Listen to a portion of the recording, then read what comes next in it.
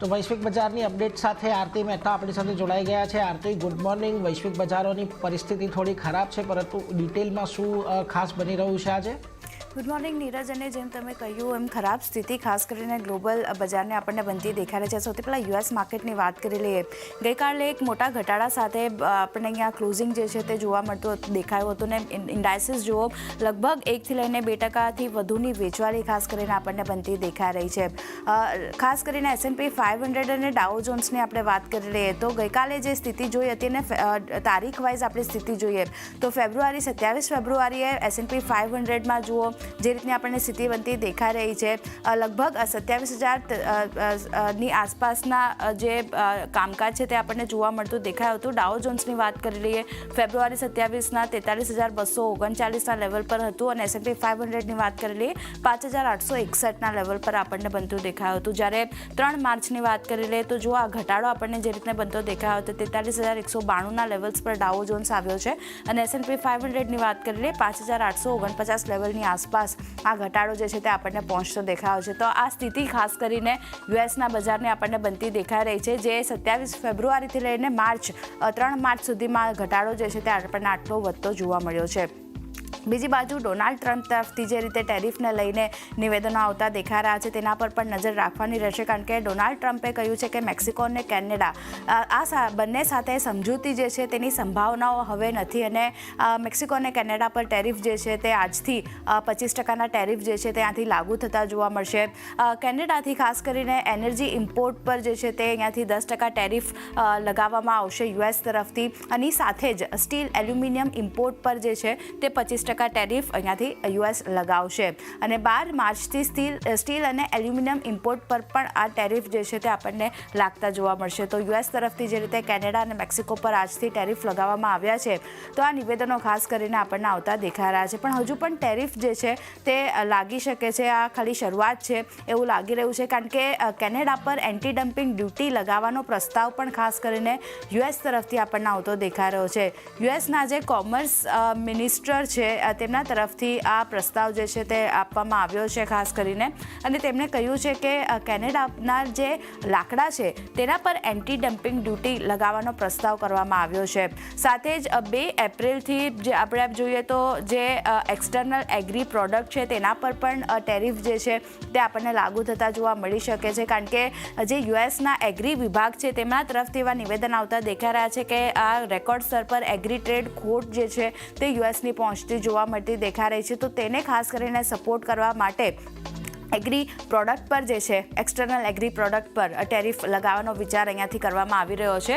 લગભગ $49 billion agri trade ખોટ આપણને યુએસની થતી દેખાઈ રહી છે તેવું યુએસ એગ્રી વિભાગ તરફથી કહેવામાં આવ્યું છે। તો એક સારા સમાચાર કહી શકાય જે યુએસના ખેડૂતો છે તેની માટે બનતા દેખાયા છે, કારણ કે એક્સટર્નલ એગ્રી જે વસ્તુઓ આવે છે તેના પર જો ટેરિફ લાગે છે તો પછી જે સ્થાનિક ખેડૂતો છે યુએસના તેમને એક ફાયદો થતો જોવા મળશે। તો આ એક વાત પણ અહીંયાથી કહેવામાં આવી છે।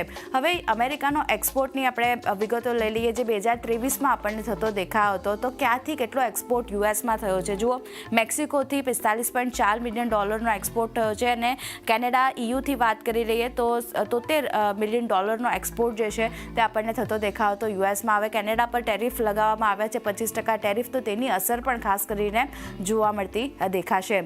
વાત કરી લઈએ ચાઇના તરફથી જે રીતે નિવેદનો આવતા દેખાઈ રહ્યા છે, કારણ કે ચાઇના પણ જવાબી કાર્યવાહી યુએસ પર કરી શકે છે અને ચાઇના પણ અમેરિકા પર ટેરિફ લગાવવાની તૈયારી કરી રહ્યું છે। સાથે જ અમેરિકન એગ્રી ફૂડ પ્રોડક્ટ પર ખાસ કરીને ચાઇના જે છે તે અહીંયાથી ટેરિફ લગાવી શકે છે અને ટેરિફમાં નોન ટેરિફ ઉપાય પણ અહીંયાથી શામેલ જે છે થઈ શકે છે। અત્યારે ખાલી ચાઇના તરફથી એવા વિચારો કરવામાં આવ્યા છે, નિવેદનો કોઈ એવા આપણે કહી શકાય કે કન્ફર્મ નિવેદનો આવ્યા નથી, પણ યુએસ મેટલ્સ, LNG અને એગ્રી મશીનરી પર ટેરિફ જે છે તે અહીંયાથી ખાસ કરીને ચાઇના પણ લગાવી શકે છે। તો ચાઇના પણ ખાસ કરીને જવાબી કાર્યવાહી કરી શકે છે, તો આના પર પણ એક ફોકસ રાખવાનું રહેશે। પણ કેનેડાની વાત કરી લઈએ તો કેનેડા પર જે રીતે આજથી આ ટેરિફ લાગુ થવાના છે, તો શું કેનેડા પણ ટેરિફ લગાવશે યુએસ પર? તો તેમના કેનેડાના વિદેશ મંત્રી તરફથી એક મોટું નિવેદન આપણને આવતું દેખાઈ રહ્યું છે અને તેમણે કહ્યું છે કે કેનેડા પણ અમેરિકા પર ટેરિફ લગાવવાની તૈયારી કરી રહ્યું છે. ખાસ કરીને અમેરિકી ઉત્પાદનોની વાત કરી લઈએ તો ત્યાં પણ 25% ટેરિફ જે છે તે લગાવવાની તૈયારી ખાસ કરીને કેનેડા કરી રહ્યું છે, કારણ કે યુએસે કેનેડા પર 25% ટેરિફ લગાવ્યું છે. તો કઈ પ્રોડક્ટ પર ટેરિફ અહીંયાથી લગાવવામાં આવી શકે છે તેના પર નજર કરી લઈએ તો ખાસ કરીને ઓરેન્જ જ્યુસ છે, પીનટ બટર છે, વાઇન, કોફી પર ખાસ કરીને ટેરિફ જે છે તે અહીંયાથી લાગી શકે છે. એની સાથે જ કાર, ટ્રક, સ્ટીલ અને એલ્યુમિનિયમ પર પણ ટેરિફ જે છે ત્યાંથી કેનેડા જે છે તે લગાવી શકે છે. સાથે જ બેંક ઓફ કેનેડા છે તેમના તરફથી જે રીતે નિવેદન આવતા દેખાયા છે, તેમનું માનવું છે કે આ ટ્રેડ વોર જે છે, ટેરિફ વોર જે છે તે ખાસ કરીને અર્થતંત્રને નુકસાન પહોંચાડશે, આવું બેંક ઓફ કેનેડા તરફથી નિવેદન આવતા દેખાઈ રહ્યા છે. તો અહીંયા એક ખાસ કઈ રીતે ડેવલપમેન્ટ આવે છે તેના પર પણ નજર રાખવાની રહેશે. પણ અત્યારે ખાસ કરીને યુએસ તરફથી જે કેનેડા અને મેક્સિકો પર ટેરિફ લાગ્યા છે આજથી જે શરૂ થયા છે તે પણ એક ઇમ્પોર્ટન્ટ ફેક્ટર છે. યુએસની ખાસ કરીને વાત કરીએ તો ડેટા જે મેન્યુફેક્ચરિંગ PMIના ડેટા આવ્યા હતા તેના પર પણ નજર રાખવાની રહેશે, કારણ કે ઇમ્પોર્ટન્ટ ડેટા છે.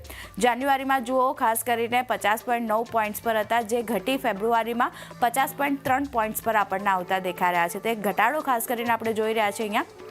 પણ બીજી બાજુ મેન્યુફેક્ચરિંગના નવા ઓર્ડર્સની આપણે વાત કરી લઈએ તો અહીંયા એક ઘટાડો આપણે જોઈ રહ્યા છીએ. જાન્યુઆરીમાં વાત કરી લઈએ 55.1 પોઈન્ટ્સ પર હતું, જે ઘટી 48.6 પોઈન્ટ્સ પર આપણને મેન્યુફેક્ચરિંગના નવા ઓર્ડર્સ પણ આવતા દેખાયા છે. તો ખાસ કરીને મેન્યુફેક્ચરિંગ PMI અને આ નવા ઓર્ડર્સના ડેટા જે રીતે આવતા દેખાયા છે, નબળા નંબર્સ છે, જેને કારણે પણ એક ઓવરઓલ દબાણ આપણે જોઈ રહ્યા છે માર્કેટ માટે. બીજી બાજુ ક્રૂડની વાત કરી લઈએ, ત્યાં એક દબાણ વધતું દેખાઈ રહ્યું છે. જે રીતે ટેરિફ વોર ચાલી રહી છે, ભાવ જે છે 3 મહિનાના નીચલા સ્તર પર આપણને પહોંચતા દેખાયા છે. બ્રેન્ટની વાત કરી લઈએ તો $72 નીચે કામકાજ થતું દેખાઈ રહ્યું છે અને WTIની કિંમતો ખાસ કરીને $69 નીચે આપણને પહોંચતી દેખાઈ રહી છે. બીજી બાજુ ઓપેકની વાત કરી લઈએ તો એપ્રિલથી ઉત્પાદન વધવાની અપેક્ષા ખાસ કરીને બજારને બનતી દેખાઈ રહી છે, કારણ કે ગઈકાલે એક સમાચાર આવતા દેખાયા હતા કે OPEC પ્લસ દેશો જે છે તે ખાસ કરીને એપ્રિલથી ઉત્પાદન ત્યાંથી વધારી શકે છે. સાઉદી અને રશિયાની વાત કરી લઈએ તો તેમના ઉત્પાદનમાં 1.38 લાખ બેરલ પ્રતિ દિવસનો વધારો જે છે તે આ બંને દેશો કરી શકે છે. તો એક ખાસ કરીને સપ્લાય માર્કેટમાં વધતી જોવા મળી શકે છે, પણ સામે ડિમાન્ડને લઈને પણ ચિંતાઓ વધતી દેખાઈ રહી છે. તો ત્યાં કઈ રીતની પરિસ્થિતિ છે તેના પર પણ નજર રાખવાની રહેશે. સાથે જ કેનેડા, મેક્સિકો પર US ટેરિફ જે છે તે આજથી અહીંયાથી અમલમાં આવ્યા છે, તો ત્યાંથી કઈ રીતે કેનેડાના અને મેક્સિકો તરફથી જે રીતે સપ્લાય ડિસ્ટ્રપ્શન પણ આપણને આવતી જોવા મળશે, તેનું પણ અસર આવનાર દિવસોમાં ક્રૂડની કિંમતો પર જોવા મળશે. પણ અત્યારે ખાસ કરીને એક નેગેટિવિટી જે રીતે બનતી દેખાઈ રહી છે, ક્રૂડ પર પણ એક નજર રાખવાની રહેશે. ઓવરઓલ એશિયન માર્કેટની વાત કરી લઈએ તો ત્યાંથી પણ નબળા સંકેતો આવતા દેખાઈ રહ્યા છે. તાઇવાન ઇન્ડેક્સ કોસ્પીમાં જુઓ 0.5% સુધીની વેચવાળી છે, જ્યારે કોસ્પીમાં ખાસ કરીને પોઝિટિવ કામકાજ થઈ રહ્યું છે અને નિકાઈમાં દબાણ છે. શેંઘાઈ સ્ટ્રેટ ટાઇમ્સ હેંગસેંગની વાત કરી લઈએ 0.5% લઈને 1% સુધીની વેચવાળી આપણને અહીંયા બનતી દેખાઈ રહી છે. તો એશિયન માર્કેટ તરફથી પણ મોટાભાગના એશિયન બજાર જે છે તે નરમાશ બતાવી રહ્યા છે. ગિફ્ટ નિફ્ટીની વાત કરી લઈએ, શરૂઆતી કામકાજ અહીંયા નેગેટિવિટી સાથે જોવા મળતું દેખાયું તો અત્યારે જુઓ 160 પોઈન્ટની વેચવાળી હજી પણ.